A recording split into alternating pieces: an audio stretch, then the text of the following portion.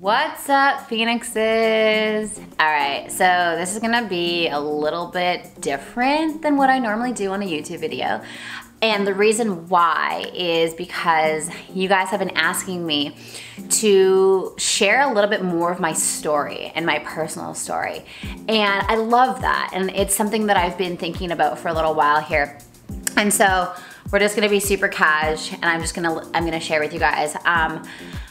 A lot of you guys have read my book, Hungry for Happiness. If you haven't, go grab it. It's on Amazon. I'll put the link below. But I'm going to kind of be giving you guys a little bit of a brief version of the book in this video. So I think it's really important that I give you guys context as to why I do what I do, why I've created this movement, why my passion for this movement is so big. And it truly comes down to the fact that I can relate to every single one of you. So every single one of you watching these videos, maybe the behaviors were different, whatever it is, but at the end of the day, we're all humans experiencing human pain, experiencing a human journey, and we all have pains and worries and fears and anxieties that we're trying to deal with and cope with. We are all wanting to be happy. We're all a little bit confused about how to get there. And so I'm not miles ahead of you at all. There's been time and there's been work and there's been things that I've done to get from the place of spending 80% of my life obsessing over the relationship I had to food in my body to a place where it doesn't really even affect me at all anymore unless I'm not taking care of myself. And so I wanna kind of walk you guys through my journey. So I grew up as a dancer, I grew up as an actress, and my entire life I was either on a stage in front of a camera, and so my whole life was I was always, you know, on a stage or whatever it was. And so when I was 18 years old, I stopped dancing and I stopped acting, and I went traveling. I picked up my stuff, I was like, Mom, Dad, I'm out of here, and I went traveling, and I realized that I'd lost my sort of my sense of significance. And so I tried to find that in my body. I tried to find that in like looking perfect and being perfect and all of that kind of stuff that we get caught up in. And so that was the beginning of I called it my diet depression days, where I had no idea how to eat like a normal person. I was on and off a million diets constantly. I couldn't eat without calculating the calories and looking at the scale and wondering how this was gonna affect my body. And it was an obsession that I knew how bad it was, but I had no idea how to get out of it. And the way that I thought was through just learning more about it. Like if I just like learn how to get out of this, and I just learn how to do this, and I learn how to do that, and it was all very heady. I was, you know, I've always been pretty heady and, you know, smart or whatever. And so I tried to always like think my way out of it. And I was living in England at the time, and I'd actually gotten deported from England, moved back to Vancouver where I'm originally from. And I was like, okay, I need help with this. I can't do this on my own anymore. And so I reached out to a coach, and he kept talking about feeling. He kept talking about, you need to feel, this is not about the food. And I'm like, it is about the food. Everything's about the food. My whole life is like, I'm obsessed. Like it's just an obsession with food. And he's like, it's not about the food. And I kept getting so angry, and I'm like, you don't understand. Like you don't understand, it is about the food. And I fought him so much. And I was like, just tell me what to do. Just tell me what to do. I want the how. I want the step-by-step process. I want the, you know, 7 steps to stop binge eating forever. You know, I wanted all of that. And he kept coming back to this whole concept of, you need to get into your body.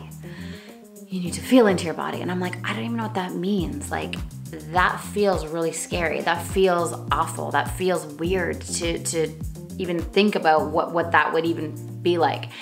And so I resisted it for so long, and I tried to get out of it. I tried to heal through just not feeling. I'm like, it's my body's a scary place. I don't trust my body at all. It feels weird to be in my body. I don't want to feel my emotions. There's just too much down there. And I constantly thought, my body's gonna overwhelm me. I'm gonna feel a little bit, and then I'm just gonna like lose my shit, and everything's gonna go to hell. And so I never trusted my emotions because they felt so powerful and they felt so big and enormous, and I didn't think I could handle them.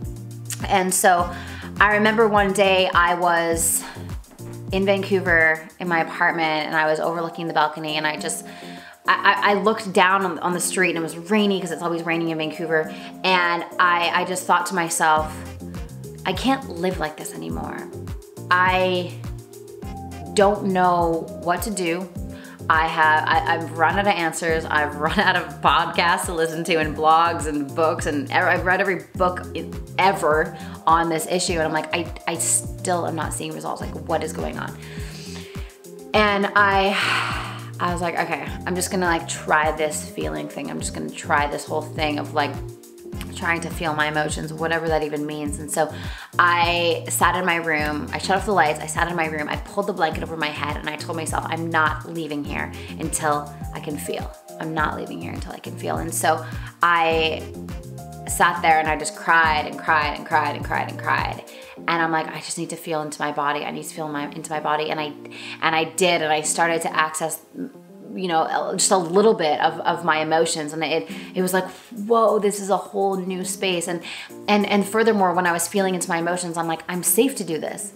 Nothing's happening. This is so interesting, because the story I had around it for so long was, it's not safe to be in my body. It's not safe to feel my emotions. And so I'm like, hey, I can do this, and it's fine. It's not going to take me down. It's not going to overwhelm me. And so it was such a cool moment in understanding that I could observe my emotions without being in the bottle with them and without them overwhelming me. And that was such a cool moment, because it was a moment in time that I've been building on ever since, and having the reference to what that feels like in my own body has changed everything for me. And so that was the beginning of it, of like, oh my gosh, I don't have to obsess over food in my body for 80% of my day. Like, I can use food for health and hunger based on what my body tells me, not my mind.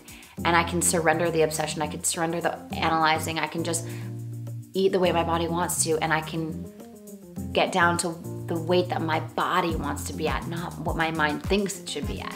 And so that was the start of the journey. And every single day now, it's a process of like, how more connected can I be to my body? How more intentional can I be about the food that I put in my mouth? How much more loving can I be to myself? How much more, whatever. It's truly a process of, the more that I love myself, the more that I can feel, the more I feel, the more that I can honor myself. And it becomes this like upward spiral versus this downward spiral, which I was in for so long, of like restricting and binging and weighing myself and getting mad at myself and self-hatred. It was just this darkness and this you know, sadness constantly of like waking up and already feeling like I failed. Whereas now I wake up and I'm like, what can I do to make myself feel amazing today? What would feel the best for me? What foods can I nourish my body with in order to make me feel so good in my body? And so it's, that conversation is so much more empowering and feels so incredibly good. And that was the beginning of, I didn't know that I was going to, you know, create this entire movement around this conversation, but it happened and it's happening and it's growing and it's incredible, and you're contributing to that. And I'm so grateful that you're watching this video and you're curious about this conversation and curious about healing your emotions and or healing your body and healing your relationship to food. And I'm so grateful that I get to be a guide for you on that journey. So if there's anything that I can do to support you, please let me know. My mission is to help 1 million people by 2020 end the battle they have with food in their body, because who you become on the other side of that is so great. And there's this fire and there's this light inside of you, and it's waiting to be released once we're no longer addicted to the struggle. So I had to surrender my addiction to the struggle to become all of who I am. And so that's my intention for every single person that comes into my tribe. So I thank you so much for being here. I love you. If there's anything I can do to support you, any videos you want me to create on absolutely anything, let me know. And thank you so much for being here. Bye for now.